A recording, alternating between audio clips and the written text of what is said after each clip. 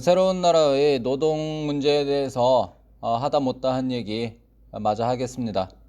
그 회사의 이익이라는 거는 하늘에서 그냥 떨어진 거고 사장은 그것을 꿀꺽하는 악마가 아니에요. 그렇게 생각하는 사람들이 많은데 그렇지 않아요. 회사의 이익은 회사를 구성하는 모두가 노동과 투자를 해서 벌어들인 돈이고요. 사장은 그걸 합리적으로 배분하는 역할을 할 뿐입니다. 배분의 기준이라는 거는 어떤 자비심이 아니고요. 과거의 기여도 하고 앞으로의 기여 예상에 따른 배분일 거고요. 무엇보다 우선하는 것은 사업의 영속성에 재투자하는 것일 겁니다.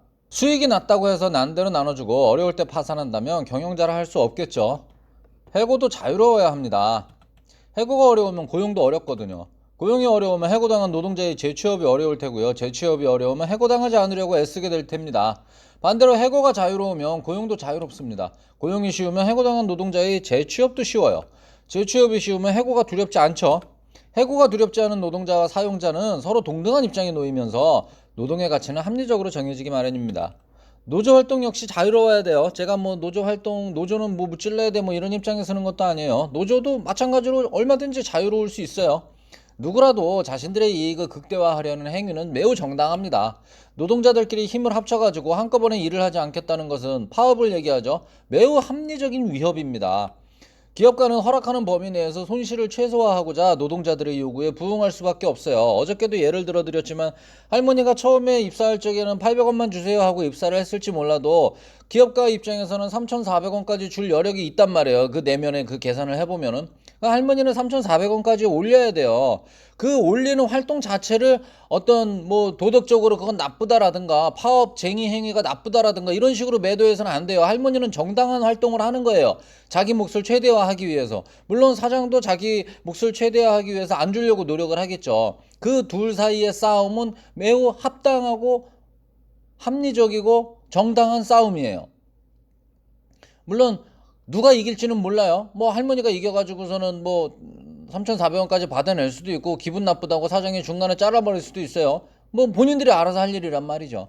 다만 제3자 입장에서 어느 쪽이 정당하고 어느 쪽이 정의롭고 뭐 어느 쪽이 착하고 뭐 이렇게 얘기할 거리는 전혀 아니라는 말이에요. 이런 상황에서 제3자가 나서서 어느 한쪽의 손발을 묶는 따위의 행동은 상황을 복잡하게 만들 뿐입니다. 다만 노조든 회사든 다른 쪽을 폭력으로 압박하는 것은 고용관계와는 상관없는 형법상의 범죄고요. 그거는 그런 위법 행위는 공권력에 강하게 처벌해서 노동자든 기업가든 그 누구라도 부당한 갈취와 억압을 받지 않도록 보호해야 하는 것이 국가 본연의 임무입니다. 뭐 구사대 뭐 이런 거 동원해서 뭐 80년대 70년대 노조 쟁의가 일어나면은 구사대 이런 걸 동원해서 노조원들을 갖다 집단 폭행하고 그래서 해산시키고 내지는 노조원들이 막 사장들을 감금하고 막 그래 떼쓰고 막 이렇게 뭐 불법 점거하고 뭐 이런 것들 전부 불법 행위죠. 그건 노사 간의 문제가 아닌 거예요. 그거는 사회의 폭력 행위인 거지. 당연히 그것은 제지되어야죠. 국가의 공권력에 의해서 강력하게 그건 제지되어야죠. 법제도와 상관없이 문화적으로도 고용을 막는 것이 있어요. 뭐 이건 여담입니다. 예를 들어서 나이를 따지는 문화에서는 나이가 많은 사람은 신입으로 채용되기 어려워요. 우리나라 얘기를 하는 거예요. 한국에서는 나이 40대에 직장을 잃으면 갈 곳이 없어집니다. 왜? 그 나이를 맞춰줘야 되는 이런 것 따지다 보니까 이게 조직 관리도 그렇고 또 급여도 맞춰줘야 되네 뭐네 뭐 이런 얘기 하면은 힘들어져요. 그냥 가볍게 쓸 수가 없어요. 나이 든 사람들을. 그들이 나이가 먹을수록 자연스럽게 높은 임금을 기대해왔던 대가로 직업의 안정성은 나빠져 버렸어요. 임금만 기대한 게 아니라 어떤 사회적인 대우도 요구하죠. 40살짜리가 25살짜리 선배 밑에서 내내 하면서 시키는 대로 일을 할 수 있어요? 못 하잖아요. 그러니까 기업도 그런 사람을 채용을 못 하는 거예요. 왜? 일을 못 할 게 뻔하니까.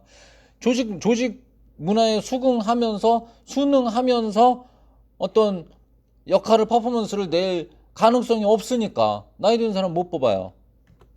직업의 가치는 전적으로 생산성에 비례해야 하는 겁니다. 나이가 들었다고 급여가 올라가서는 안 돼요. 나이가 들었다고 관리직으로 빠지는 것도 바람직하지 않죠. 모든 직업에서 오랫동안 쌓이는 기술과 노하우는 매우 중요한 생산성 증대 요소고요. 누구든 오랫동안 직업에 종사한 사람들은 자연스레 생산성이 올라가니까 급여가 올라가게 되어 있거늘 무턱대고 나이에 맞게 급여를 맞춰줘야 한다는 식의 관념은 고용시장을 매우 경직시키고 취업을 어렵게 합니다. 국가가 경제에 개입하지 않는다면 경제는 무조건 성장하게 되어 있어요. 그런 상황에 국가가 노동시장에 관여하지 않는다면 일하고자 하는 사람은 반드시 일자리가 있는 완전 고용 상태에 놓이게 됩니다. 국가는 노동 문제에 관여하지 말아야 해요.